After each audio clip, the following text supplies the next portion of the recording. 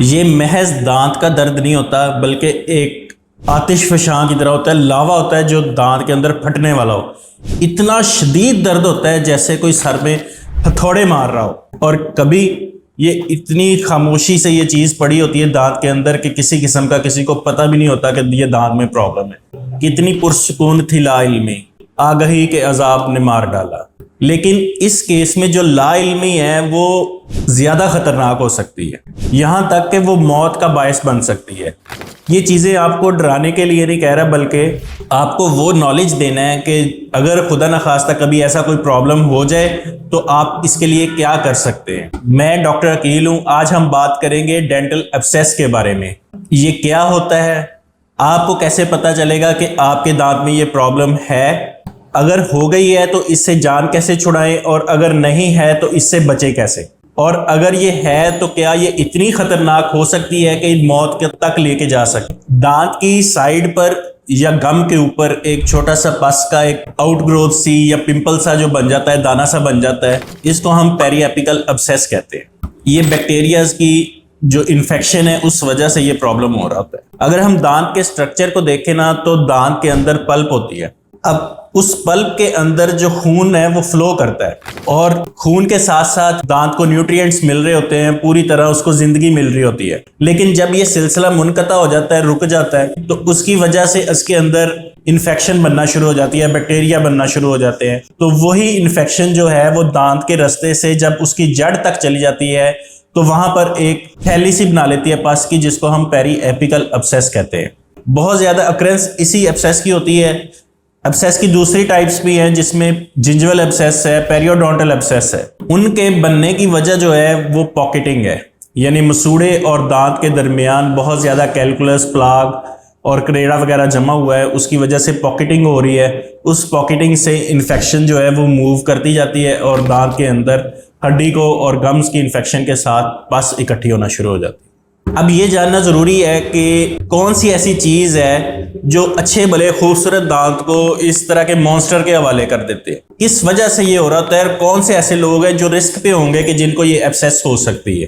سب سے پہلے تو وہی کہ جن کا اورل ہائیجین اچھی نہیں ہوگی، پراپر برشنگ نہیں کرتے، فلاس نہیں کرتے، دانتوں کا خیال نہیں کرتے۔ دوسرے وہ لوگ جن میں ڈرائی ماؤتھ کا پرابلم ہوتا ہے، اور ڈرائی ماؤتھ کی وجہ سے بہت زیادہ کیوٹیز بنتی ہیں اور انفیکشن جو ہے وہ ہو سکتا ہے۔ اسی طرح اگر کسی کا امیون سسٹم کمزور ہو، باڈی کا جو اپنا ڈیفنس ہے وہ کمزور ہے، مثلا میڈیکل کنڈیشنز ہو سکتی ہیں جس میں شوگر ہے یا کینسر ہے، یا اس کے علاوہ کوئی میڈیسن آپ لے رہے ہیں، اسٹیرائڈ تھیراپی پہ ہیں یا کیمو تھیراپی لگ رہی ہے، اس طرح کا اگر کوئی پرابلم ہے، اس کی وجہ سے جو باڈی کا امیون سسٹم ہے وہ کمزور ہو جاتا ہے، اور اس طرح کے ایشوز جو ہے وہ ہو سکتے ہیں۔ اگر تخلیق پر دیکھا جائے تو اللہ تعالیٰ نے بہت زیادہ خوبصورت ایک تخلیق انسان کی دی ہے، جس میں ایک بڑا ہی خوبصورت نظام ہے کہ جب بھی کوئی پرابلم ہو رہی ہوتی ہے تو پہلے کچھ علامات ظاہر ہوتی ہیں۔ اسی طرح جو ڈینٹل ایبسیس ہے، جو اتنی بڑی پرابلم ہوتی ہے، اس کے سٹارٹ ہونے سے پہلے یا سٹارٹ ہوتے وقت کچھ علامات ایسی باڈی میں ہوتی ہیں کہ اگر ہم اس کے اوپر غور کریں یا اس کو دیکھ لیں یا ٹائملی کور کر لیں تو زیادہ پرابلم ہونے سے بچ سکتا ہے۔ اگر انفیکشن ہوگی تو سب سے پہلی چیز ہے کہ بخار بہت تیز ہو سکتا ہے۔ اسی طرح دانت میں شدید درد ہو سکتی ہے، کھانا چبانے کے دوران درد ہو سکتی ہے، ٹھنڈا یا گرم لگ سکتا ہے۔ اس میں زیادہ تر اگر ایبسیس بنی ہو تو گرم جو ہے وہ زیادہ فیل ہوتا ہے، چائے پیتے وقت درد ہوتی ہے۔ اسی طرح منہ کے اندر جو دانہ سا ہے وہ پھٹ جاتا ہے بعض اوقات، تو پس کی وجہ سے منہ کے اندر گندا سا ذائقہ فیل ہوتا ہے، اور اسی طرح اسمیل آ سکتی ہے منہ سے۔ اور کبھی کبھار یہ اتنی سویر ہو جاتی ہے کہ جو سویلنگ ہے وہ منہ کے اندر تک محدود نہیں رہتی، بلکہ بڑھتے بڑھتے باہر کی طرف چہرہ جو ہے وہ بھی سوج جاتا ہے۔ اور اسی طرح چونکہ دانت کے ارد گرد جو سپورٹنگ سٹرکچرز ہوتے ہیں، ہڈی یا مسوڑے، ان کے اوپر بھی افیکٹ ہو رہا ہے، تو اس وجہ سے وہ جو دانت ہے وہ بھی ہلنا شروع ہو سکتا ہے۔ باڈی پہ جو افیکٹ ہوتے ہیں، اس میں جیسے میں نے آپ کو بتایا کہ بخار ہو سکتا ہے۔ اسی طرح جو لمف نوڈز ہوتے ہیں ہمارے گلے کے قریب، یہاں پہ سوولن ہو سکتے ہیں۔ یہ ایک انڈیکیشن ہوتی ہے کہ باڈی جو ہے وہ اپنے طور پر کسی انفیکشن کے ساتھ جو ہے وہ لڑ رہی ہے۔ ایک کال ہوتی ہے باڈی کی طرف سے، ایک آواز ہوتی ہے کہ ہمیں اس کی طرف توجہ دینی چاہیے۔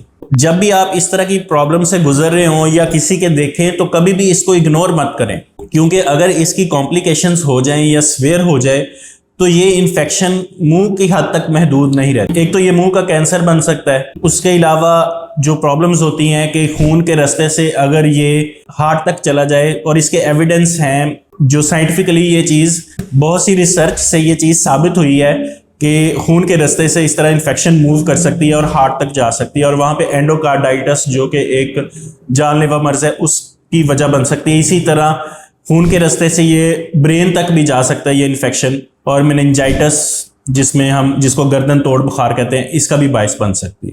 اب اگر آپ ڈینٹسٹ کے پاس جاتے ہیں تو سب سے پہلے وہ ایگزامینیشن کریں گے، آپ کے دانتوں کا معائنہ کریں گے، ہسٹری آپ کی لیں گے، ساری بات دیکھیں گے کہ کیا کیا کس طرح سے یہ انفیکشن شروع ہوئی، کیا کنڈیشن تھی. اس کے بعد اس میں ایکس ریز کی ضرورت ہوتی ہے، دانت کا ایکس رے کیا جاتا ہے. ایکس رے میں اکثر اوقات ہمیں دانت کی جو ٹپ ہوتی ہے، روٹ کی جڑ کی جو ٹپ ہوتی ہے، وہاں پہ بلیک ایریا نظر آتا ہے جو پتہ چلتا ہے کہ دانت کی ٹپ پہ پس اکٹھی ہو رہی ہے. اسی طرح کچھ کیسز میں اگر یہ سویئر ہو جائے تو ہمیں سی ٹی اسکین کی بھی ضرورت پڑ سکتی ہے. ٹریٹمنٹ کی اگر بات کریں تو ٹریٹمنٹ ڈیپینڈ کرتا ہے کہ سویئرٹی کتنی ہے، پرابلم کتنا سویئر ہو چکا ہے. سب سے پہلے تو اینٹی انفلیمیٹری اور اینٹی مائکروبیل جو میڈیسن ہے اس کے ساتھ اس کو جو اس کا اثر ہوتا ہے، اس کا افیکٹ ہوتا ہے، اس کو کم کیا جاتا ہے، اور اس کے بعد دانت کے ٹریٹمنٹ کی طرف آیا جاتا ہے. اس میں سب سے پہلے روٹ کنال ٹریٹمنٹ ہے. دانت کو ڈیڈ کر دیتے ہیں، جو بھی انفیکشن ہے اس کو صاف کیا اور اس کے بعد اس کو سیل کر دیا تاکہ انفیکشن دوبارہ سے نہ ہو. اگر سویلنگ بہت زیادہ ہو چکی ہے اور منہ کے اندر تک محدود ہے تو اس صورت میں منہ کے اندر سے انسیجن دیا جاتا ہے، کٹ لگا کے ہلکا سا، تو ساری پس جو ہے وہ نکال دی جاتی ہے، ڈرین کر دی جاتی ہے. اسی طرح اگر سویلنگ بہت زیادہ ہے، وہ بکل انفیکشن ہو چکی ہے یا جو اسپیسز کی انفیکشن ہے وہاں تک یہ کام چلا گیا ہے، تو اس صورت میں چونکہ اس کے مزید سویئر ہونے سے یہ ڈر ہوتا ہے کہ جو سانس کی نالی ہے اس پہ ایفیکٹ آئے گا اور سانس لینا یا کھانا پینا مشکل ہو جائے گا. تو انسیجن ڈرینیج کا جو عمل ہے کٹ لگا کے پس نکالنے کا، وہ باہر کی سائڈ سے یہ گردن کے نیچے سے کر دیا جاتا ہے. اسی طرح بعض صورتوں میں یہ ہمیں جو ہے ایکسٹریکشن تک جانا پڑ سکتا ہے کہ دانت نکالنا جاتا ہے، اس صورت میں یہ چیز کور اپ ہوتی ہے. اس سے بچنے کا جو بہترین طریقہ کار ہے وہ یہ ہے کہ آپ خود اپنے دانتوں کو مانیٹر کریں. جیسے باڈی کے اندر ہے، کسی قسم کا کوئی پرابلم ہو، کوئی پین ہو، کوئی مسل پل ہو جائے یا سکن کے اوپر کوئی داغ بننا شروع ہو جائے تو ہم فوری طور پر اس کے لیے جدوجہد کرتے ہیں کہ اس کا حل نکالا جائے. دانت بھی اسی طرح جسم کا حصہ ہے، اللہ تعالیٰ کی دی ہوئی نعمتوں میں سے ایک نعمت ہے، تو کبھی بھی اس کو اگنور مت کریں. پہلے تو کوشش کریں کہ پلاک اور کیلکولس جہاں سے یہ سارا پرابلم شروع ہوتا ہے اس کو جمنے نہ دیں، برش کریں.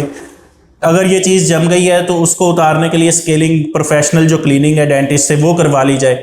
ایسے ہی اگر دانت میں کیڑا لگ گیا ہے تو فوری طور پر بجائے اس کے کہ اس چیز کا ویٹ کیا جائے کہ جب درد ہوگا تب ڈینٹسٹ کے پاس جائیں گے، فوری طور پر جا کر فلنگ کروا لیں. اس طرح سے آپ کے دانت ہیلدی رہیں گے، مضبوط رہیں گے. تو برش کرتے رہیں، دانتوں کو صاف رکھیں اور کھل کے زندگی کو جئیں. Thank you.